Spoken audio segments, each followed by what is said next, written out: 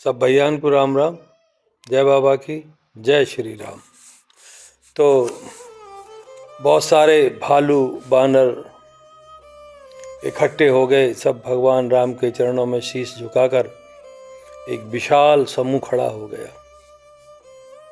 सुग्रीव जी के आदेश से सभी यूथपति वहां आ गए और उनके साथ एक एक यूथपति के साथ हजारों हजारों रीछ और बानर भी थे। एक विशाल समूह खड़ा जब हो गया तो प्रस्थान करने लगे लंका की तरफ। चिक्करहि दिग्गज डोल महि गिर लोल सागर खर भरे, मन हरस सब गंधर्व सुरमुन नाग किन्नर दुख डरे। चिक्करहि दिग्गज डोल महि गिर लोल सागर खर भरे। हाथी सभी दिशाओं से विचलित होने लगे क्योंकि बानर भालू चलते हुए बड़ी जोर का कटकटा रहे थे, शोर मचा रहे थे।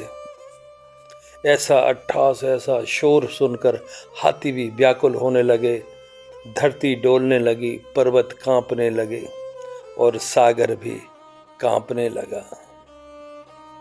मन हरस सब गंधर्व सुरमुन, और मन में अगर कोई खुश हो रहा था तो गंधर्व और देवता और मुनि और नाग और किन्नर ये सब खुश हो रहे थे कि अब हमारे दुख कट जाएंगे।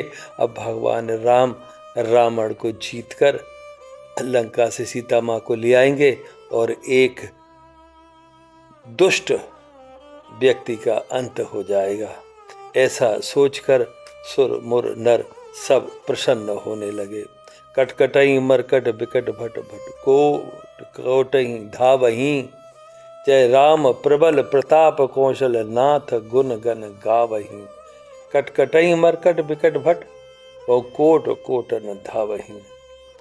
जब सब जयकारा लगाते हुए भगवान राम का कौशल नाथ गुण गण गावही, भगवान राम का जयकारा लगाकर सभी भालू बानर रीछ जैसे जैसे आगे बढ़ रहे थे, कोई आकाश मार्ग से, कोई धरती के मार्ग से, और बड़े जोर का प्रभाव, बड़े जोर का उल्लास उनके अंदर देखा जा रहा था और बहुत तेज आवाज वो निकाल रहे थे। जय श्री राम की ऐसी आवाज वो निकालने लगे।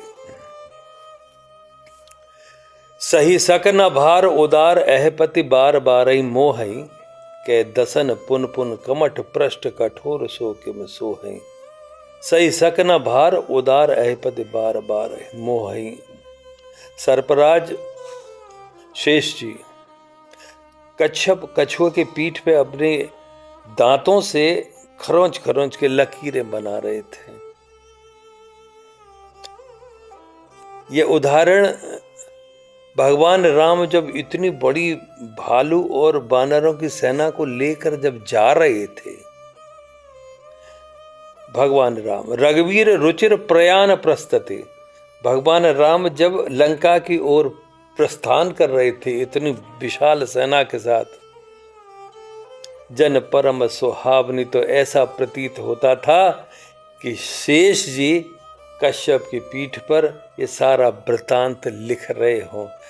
लकीर खींच खींच के अपने दांतों से कश्यप की पीठ पर ये सारा वृतांत लिख रहे हो। जन कमठ खर पर सर्पराज सो लिखित अब चल पावनी। तो ऐसी पावन कथा को शेष जी कश्यप की पीठ पर अपने दांतों से खुरच खुरच के लिख रहे हों, ऐसा प्रतीत होता था। अहिबिद जाय कृपा निधि उतरे सागर तीर, और जैते लागे खान फल भाल विपुल कपबीर। अहिबिद जाय कृपा निधि, इस तरह से भगवान राम उतरे सागर तीर, सागर के किनारे पर पहुंच गए, और जैते लागे खान फल भालू विपुल कपबीर, और जितने उनके साथ में योद्धा थे बानर भालू, वो सब इधर उधर जाकर फल खाने लगे। जो वहाँ पेड़ पौधे थे उनमें जो फल आ रहे थे उनका सेवन करने लगे। देखिए सागर तट तक भगवान राम पहुँच गए अपनी विशाल सेना के साथ में, वहां निशाचर रहे सशंका, और जब ते जार गयो कपिल लंका। और लंका में निशाचरों में, राक्षसों में, वहां निशाचर रहे सशंका, उनके मन में बड़ा भय बैठा हुआ था। जब से जार गयो कपिल लंका, जब से हनुमान लंका जला के आए, तब से बड़ा भयभीत थे राक्षस। निज निज ग्रह सब करहीं विचारा, नए निश्चर कुल केर उबारा। और अपने अपने घरों में बैठकर ये विचार करने लगे कि अब हमारी रक्षा कौन करेगा, अब राक्षसों का रक्षा करने वाला कौन है। ऐसा सोचकर विचार करने लगे कि एक दूत आकर यहाँ क्या हाल लंका का कर गया, अब हमारी रक्षा कैसे होगी। ये सोच में पड़ गए। कौन? राक्षस लोग। जास दूत बल वरन न जाई, तई आए पुर कवन भलाई।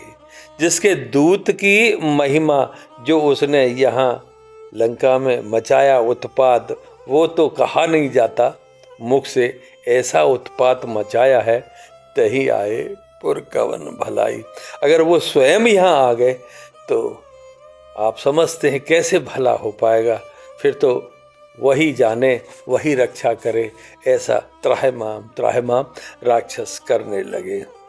आगे फिर बताते हैं आपको अगले एपिसोड में। तब तक के लिए आज्ञा दीजिए। जय श्री राम, जय बाबा की।